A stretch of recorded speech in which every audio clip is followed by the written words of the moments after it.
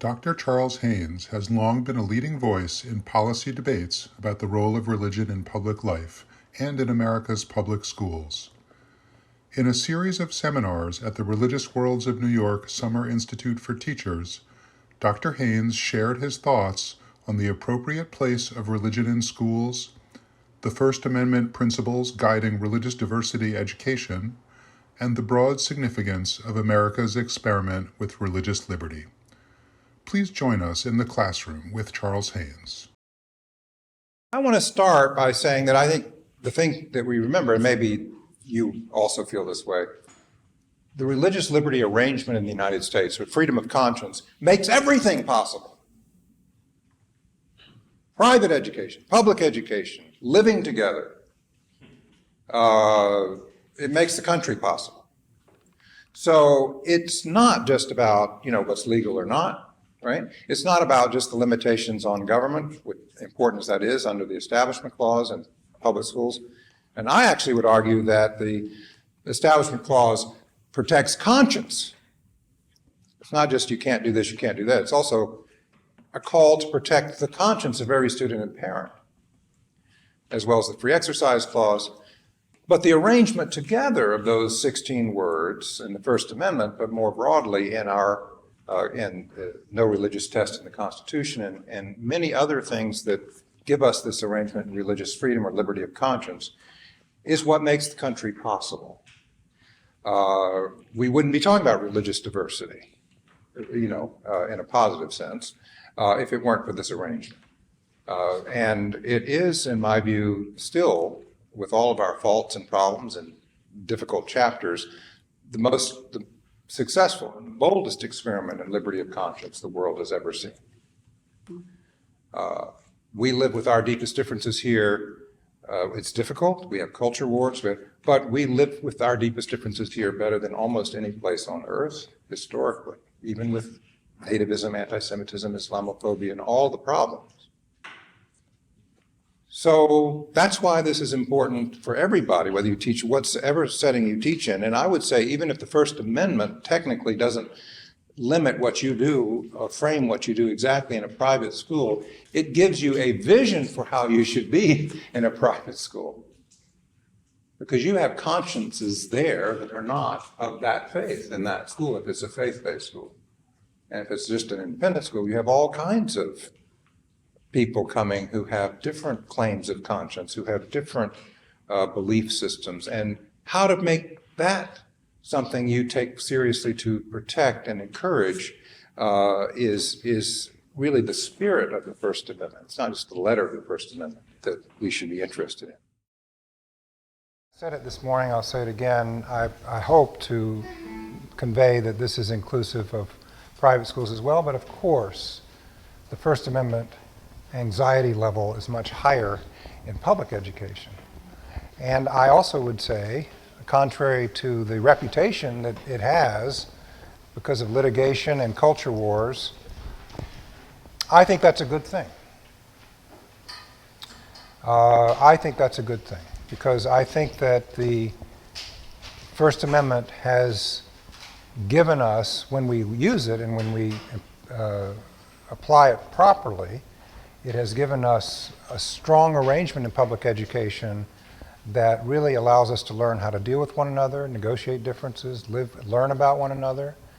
I mean, we couldn't be teaching about religion if it weren't for the First Amendment, and we would be promoting one religion over another like we did early in the public school history and so forth. So the First Amendment is key to our American arrangement. There it is. It's only 45 words, so incredibly short. And the first 16 of which we'll spend a little time with are sometimes called the religion clauses and Supreme Court opinions. They really are not the religion clauses. They are the religious liberty clauses, but they're called the religion clauses. I say that because it's not about protecting religion or just for the religious. The religious liberty clauses are about every human being's inalienable right to freedom of conscience, what Roger Williams was concerned about. Only 16 words, which is extraordinary how brief that is, to to create this arrangement and freedom, religious freedom. Can you imagine a bunch of lawyers drafted this? I mean, you imagine asking them to do that today? Draft something on religious freedom? It'd be volumes, 16 words. Must have been before billable hours, that's all I can say. Right? So, huge fight, this, over what this means, no establishment. Point being, it now applies to all levels of government. Right? Boy, this stuff is so much fun, this stuff. I mean, because it's just 45 words, but man, every word of it has been so discussed and litigated, and yet it's so simple at heart. Going back to what Bonnie said, our government has to recognize that these are our rights. They can't be taken away. So, that's just too much fun, but we got to move on. I just want to mention this. I don't want to dwell on it in the interest of time, but for public education, public educators in the room, and others who may be interested, I'm going to do this by shorthand and say I think we've had two failed models in public education when it comes to dealing with religious liberty and the First Amendment. And before the First Amendment applied to the public schools, having to do with basic fairness, even with state constitutions that require separation in the 19th century. Public schools generally ignored that. And you think, and so we had kind of a sacred public school model, right? Because much of the 19th century into the early 20th century, we were a semi-established Protestant nation. I know, no establishment, but that didn't mean when the Protestants generally agreed on no establishment, they didn't think they were giving up their culture. They didn't think they were giving up who we are, which they identify so closely with their values and their way of life.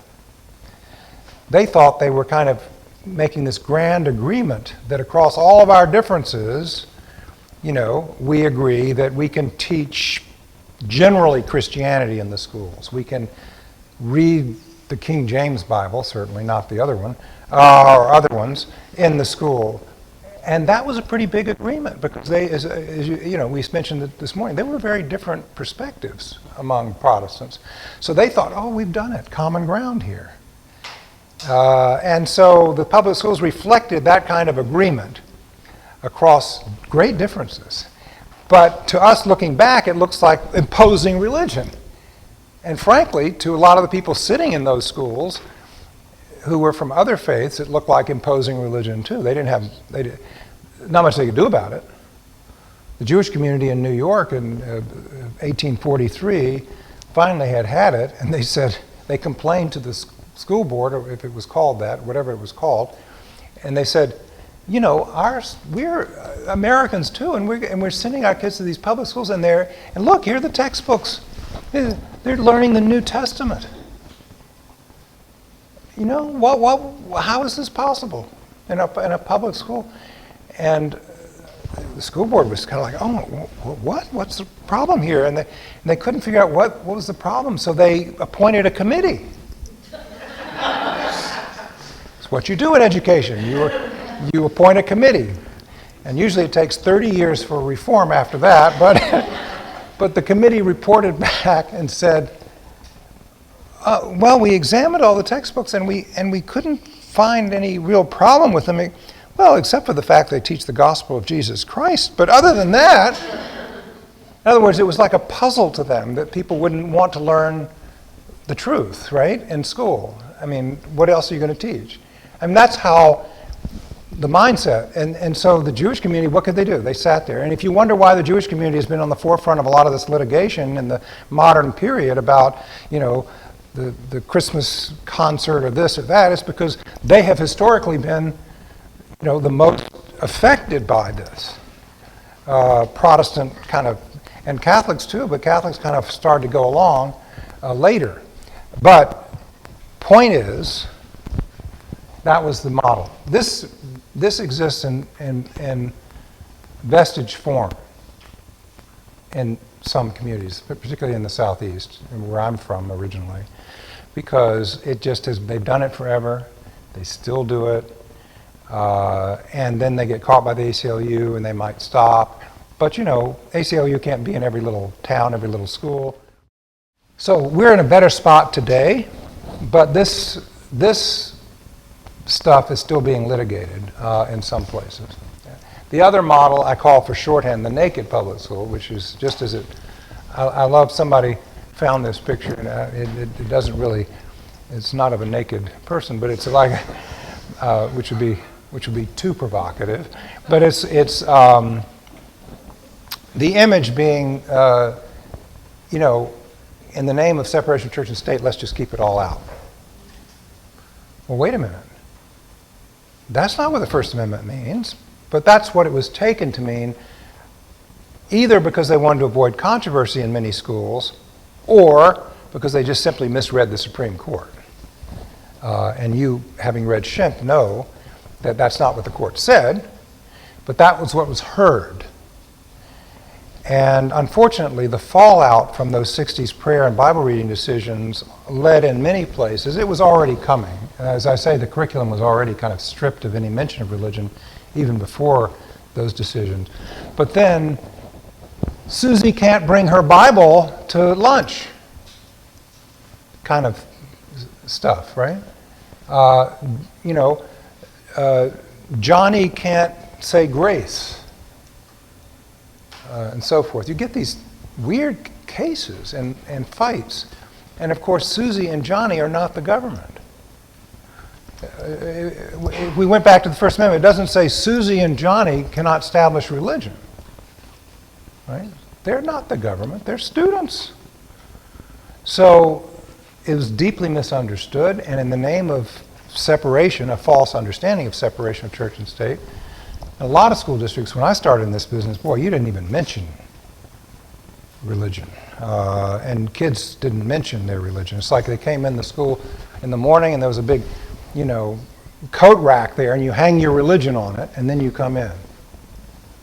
What kind of country is that? Right? So these were the model, I call failed models of our history. And we are working now, my center and others, for a religious freedom model or a First Amendment model in public schools. And this language that I'm going to show you is part of an agreement that we reached some years ago. My career has been partly working in local districts, working on these things, but it's also been working nationally to craft consensus statements, right? So that we can get beyond the fight. And so years ago, I got together with people on the right and the left, and I said, can we agree to some language on what the First Amendment actually looks like if you apply it in a public school? You know, what does it look like? It took us a long time to reach agreement on this language, but part of the agreement was this: that public schools may not inculcate nor inhibit religion. They must be places where religion and religious conviction are treated with fairness and respect. Now you might say, I could have done that in an hour. Why did it take you, a year? But everything has to be thought over and decided in a democracy like this. So the National Association of Evangelicals had to agree to this, but so did People for the American Way. The teachers' unions had to agree, the school boards had to agree, and so on, right? So we got a whole long list of people that agreed to this. Very important, though, because if you just show them the First Amendment, you can say whatever you want, right? Everybody can see their own answer in the First Amendment. This begins to tease out. May not inculcate nor inhibit. First word, you could say so many: promote, endorse, rejected, right? I mean, this was amazing. Inhibit, you could say denigrate. There's a lot of words, but these words were picked because they were the most acceptable to everybody. And the First Amendment actually does mean this. It doesn't just mean you can't impose religion on kids in a public school. It also means you can't be negative and hurt religion or denigrate or tear it down. Public schools uphold the First Amendment when they protect the religious liberty rights of students of all faiths or none. Remember, the First Amendment's for everybody. There's like, a fourth of the American people now or more that say they're not affiliated with any religion. Now, they're not all atheists or agnostics or free thinkers. I mean, they may be believers of one kind or another, but they're not affiliated. This was a big deal for conservative groups, particularly Christian groups, because they felt when this was being drafted, and they still, many of them feel today, that's why we have so much tension and litigation, the public schools are inherently hostile to their faith.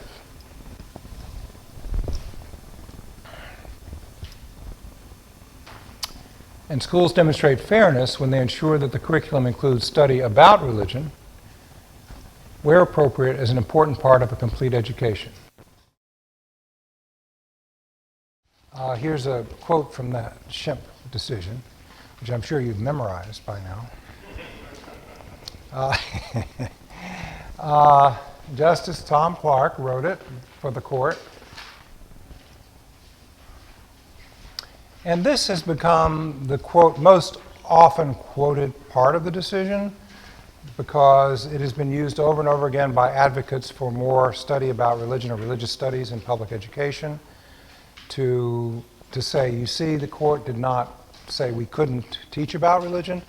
It simply said you can't promote, endorse, inculcate religion.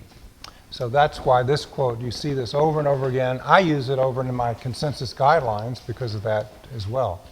And he tries to give a little bit of a rationale, not as a religious studies guy, but as best he can as a justice. So he was trying to be heard, and it didn't get any traction, except among some academics and educators who said, oh, okay, we finally have a way to get in.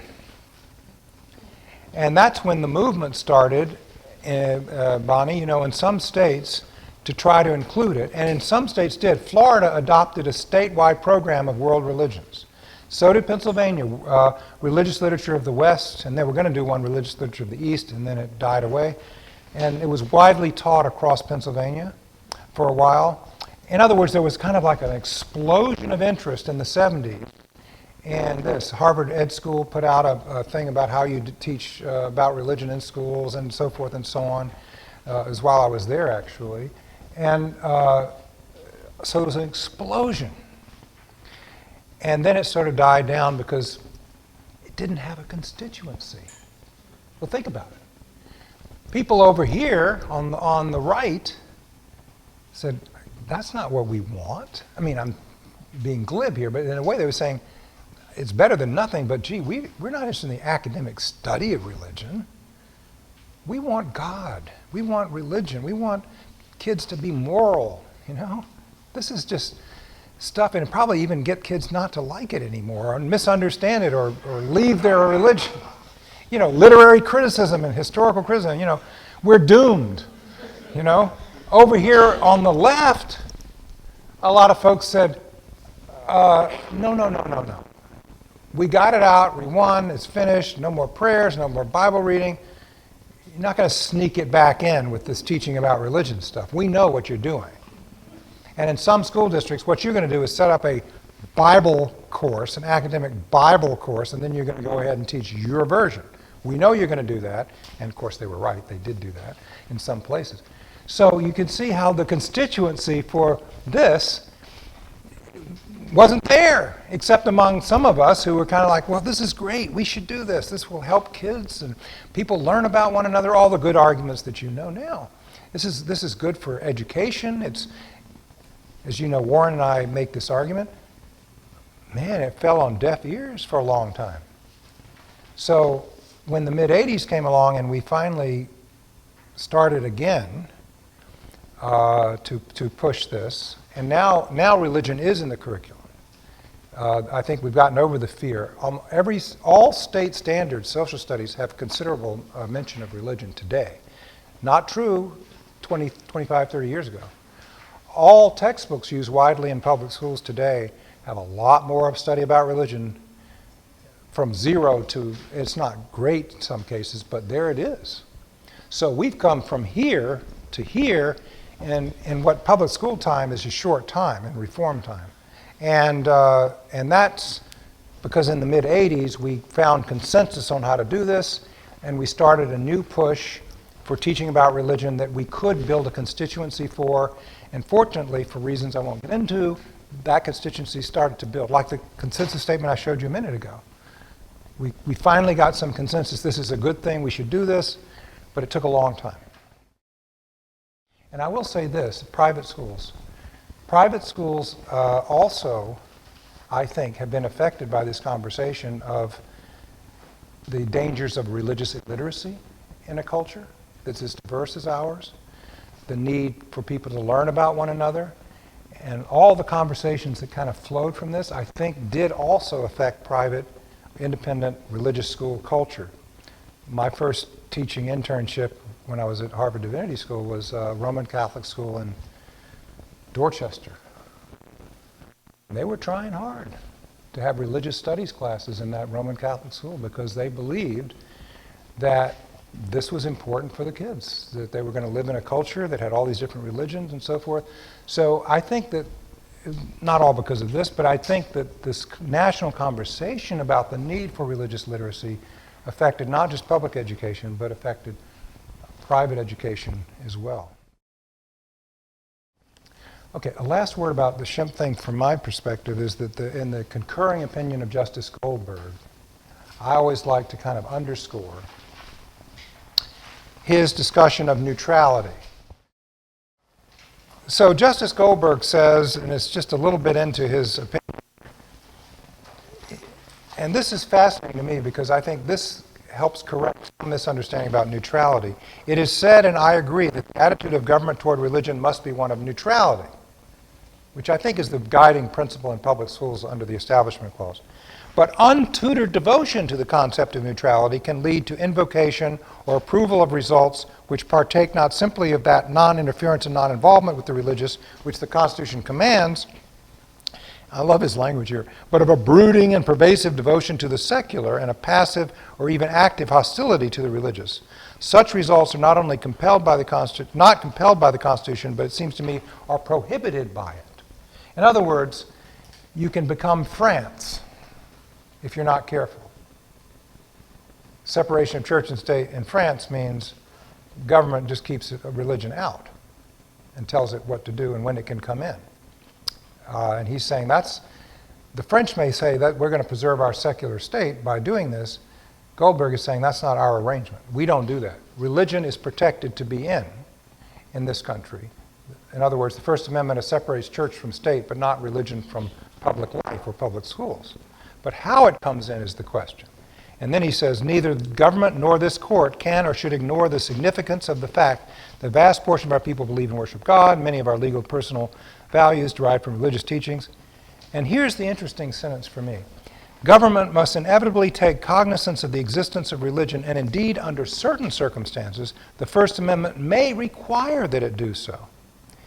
And it seems to me from the opinions in the present and past case that the court would recognize the propriety of providing military chaplains and the teaching about religion as distinguished from the teaching of religion in the public schools. And teaching about religion, he's the only justice I know of that's kind of gone where Warren Nord and I kind of pushed, and that is, if you leave religion out of a history discussion completely, is that neutral? I'm just saying, Luke, if I ignore you, I'm not going to, but if I were to ignore you and you wanted to say something, would you think Haynes is being neutral? No, you would think hostile, or what's wrong with it? So that's what Goldberg is saying, that's not neutral to ignore religion. So in a way, he's saying it may rise to the level of you actually have to take cognizance of religion in those circumstances because otherwise it's not neutrality. Now, you don't have to agree with him, but that's what he's saying.